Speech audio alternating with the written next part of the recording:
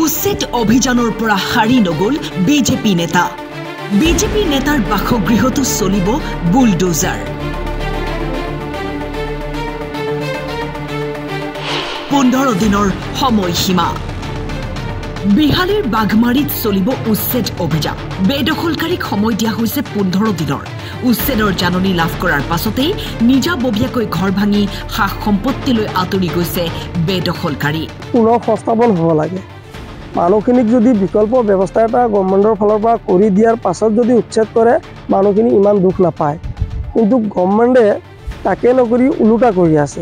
আগত ঘৰ ভাঙি আছে, মানুহখিনি ঘৰ ভাঙাৰ পিছত থাকিব ক'ত? 265 বিঘা মাটি কৰা হ'ব বেদখল মুক্ত। 333টা পৰিয়াললৈ প্ৰেৰণ কৰা হৈছে জাননী। তাৰে মাজত আছে বাঘমাৰী অঞ্চলৰ বিজেপি নেতা ইউনুছ নবীৰ বাসগৃহ। ইউনুছ নবী হৈছে বিহালী বিধানসভা সমষ্টিৰ বিজেপিৰ 43 নং বুথৰ সভাপতি আৰু জৰাবাৰী গাঁও পঞ্চায়তৰ উপসভাপতি। বাৰিষাৰ বতৰ, কণ কণ ল'ৰা ছোৱালী আছে, শিশু আছে, তেওঁলোকক লৈ খোলা মুক্ত আকাশৰ তলতো থাকিব নোৱাৰে। গতিকে গভৰ্ণমেণ্টৰ অৰজোৰে অনুৰোধ জনাইছোঁ যে যাতে আগতে পুনৰ সংস্থাপন কৰে। এতিয়াও সময় আছে, এতিয়াও ধৰক আমাক নটিচ দিয়া আজি প্ৰায় এসপ্তাহমান হ'ল আৰু 10-12 দিন সময় আছে। এইকেইদিনৰ ভিতৰত আমাৰ এই মানুহখিনিক পুনৰ সংস্থাপন কৰক।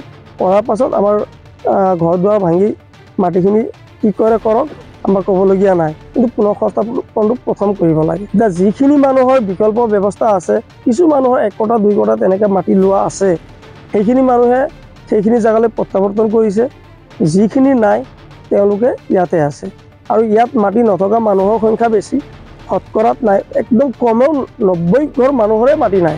বিশ্বনাথৰ পৰা চয়নিকা ডেকাৰ ৰিপৰ্ট, টাইম 8।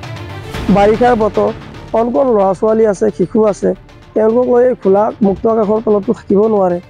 গতিকে গভৰ্ণমেণ্টৰ অৰজোৰে অনুৰোধ জনাইছোঁ যে যাতে আগতে পুনৰ সংস্থাপন কৰে। এতিয়াও সময় আছে, এতিয়াও ধৰক আমাক নটিচ দিয়া আজি প্ৰায় এসপ্তাহমান হ'ল আৰু 10-12 দিন সময় আছে।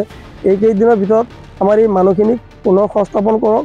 কৰাৰ পাছত আমাৰ ঘৰ দুৱাৰ ভাঙি মাটিখিনি কি কৰে কৰক, আমাৰ ক'বলগীয়া নাই, কিন্তু পুনৰ সংস্থাপনটো প্ৰথম কৰিব লাগে। এতিয়া যিখিনি মানুহৰ বিকল্প ব্যৱস্থা আছে, কিছু মানুহৰ 1 কটা 2 কটা তেনেকৈ মাটি লোৱা আছে, সেইখিনি মানুহে সেইখিনি জেগালৈ প্ৰত্যাৱৰ্তন কৰিছে।